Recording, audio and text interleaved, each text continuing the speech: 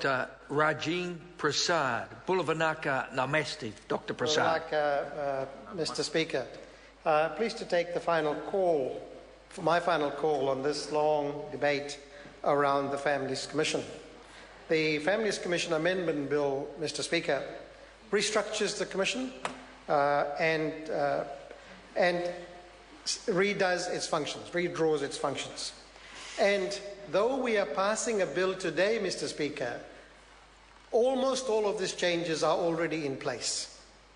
And so we can look back and look at the results that the Families Commission has produced under the leadership of this minister. And what we find, Mr. Speaker, is a train wreck. The Families Commission today is a train wreck. And I will want to go through why it is. It certainly is a train wreck in terms of its performance. It is not performing, and it hasn't performed over this past year that they just reported on, Mr. Speaker, to the Select Committee. And the second aspect of the train wreck is that it is now riddled with political conflicts. And there's been no way this particular commission can actually resurrect itself to become the kind of commission it should be, the kind of commission it was, the kind of commission it was designed to be. And the other point, Mr. Speaker, is that the minister herself has actually been donkey deep in this, right from the time she took over the ministerialship of this particular commission.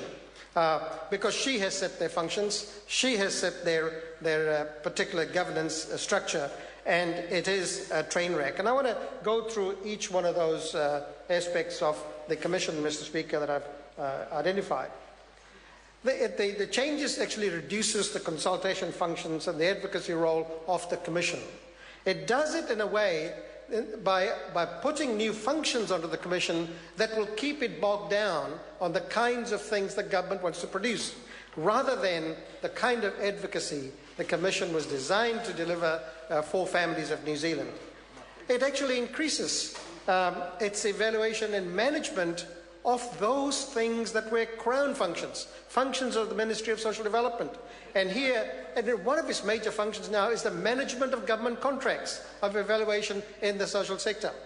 Now, those jobs, responsibilities were quite well handled, Mr. Speaker, by Ministry of Social Development. But by giving it those roles, it has actually confounded and restricted and reduced the ability of the Commission to function well and to advocate for families. And while the Minister was just sings the praises of the new longitudinal study coming under the management of this particular Commission, there was no need for that. And it won't be much management, because that program is run by the University of Auckland, a multi-million-dollar project, doing very well. It's the new generation of longitudinal studies for families. It will produce the results. And the Families Commission is now simply holding, if you like, in very small quotes, and the management of this particular thing. It's managing the government aspects of that, but none of the work takes place in the Families Commission. So its evaluation functions really, that particular function cannot, of the longitudinal study, cannot really be counted as a new function of this particular commission. Then it changes the board and the board's functions. It is amazing that here we have a Families Commission, when this bill now gives it members of the board, and any one of them will be a Families Commissioner. And the functions of that particular commissioner will be determined by themselves. So the minister has no view on what the role of the Families Commissioner ought to be. And the minister who just spoke is absolutely wrong when we say this is how it is with the other commissions. Well, the commissions who is in any doubt about the role of the Children's Commissioner, or the Privacy Commissioner, or the Human Rights Commissioners? It's all in the legislation very clearly identified. But here we have a hybrid structure that actually takes those kinds of things away. And this particular structure, Mr. Speaker, is actually forward. So if we look at the results that they have produced, and I'll just take two things from the current annual report. When it comes to its influence on organisations working with families and whānau, here are the results. In 2001, their actual performance was 83%. 11 and 12, 83%. 12-13, period of the reform, the target was 85%. What did they produce? 59%. Well, that's a huge reduction in anybody's language. And then the other one, their own output indicator, impact of knowledge transfer activities on public awareness on those who influence policy and practice. The target was 850, Mr. Speaker. The actual performance was 115.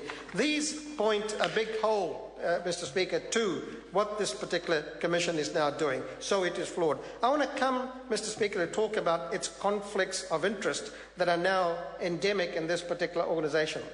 We now have the Chief Commissioner underperforming really at the last Select Committee when she refused, she couldn't see why it was the business of the Select Committee to ask questions about a conflict of interest with one of her commissioners. And here we have one of her commissioners campaigning with the National Party rosette on at Pacifica a week and a bit ago.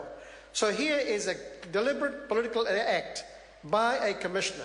And these commissioners are required to be independent, required to be palpably so. And what's more, Mr. Speaker, the minister knew about the politics of this particular commissioner. Now, she says, and here's a quote, "I have known Dr. Palmer for several years, and I'm well aware of her political views. Despite that, she appointed her to the Families Commission, did no work in managing the potential conflicts that emerges there, did no work to advise the Families Commission as to how they should be managed, or did she? Was it a deliberate position of a National Party candidate to be, and she's now come out and declared a candidacy for the Hunua seat. So right from the time when she was appointed, this conflict was palpable, and yet it wasn't managed. Here, so she is campaigning with the Prime Minister, and that's not the only conflict. When we look at the opinions expressed by the Chief Commissioner on her own blog or website, this is the Commission's website, she takes the view, amazingly so, that in election year there's no need, family violence does not need more money. Her reasoning is as follows. We have spent $60-odd million over the last 10 years or so on family violence, and the numbers have gone up, therefore it is not working, therefore money is not the answer. It's amazing. Anybody who knows the family violence area knows that the whole program was designed to bring family violence out into the open, and therefore it would produce many more complaints, many more instances brought to notice.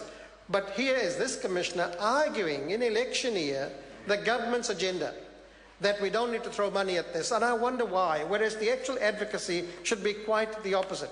She defends the conflict by saying it's in tune with state services requirements. Well, it isn't. The requirements of the state services are very, very clear, that there is a conflict because of things she's doing now will affect other things that she's been part of. And that's a conflict. Declare it and deal with it. And then the guidelines by the Auditor General are also very, very clear. So how can this Commission hide behind something that they have created for themselves to say the conflicts are not there? So in the end, Mr. Speaker, this is a compromised Commission.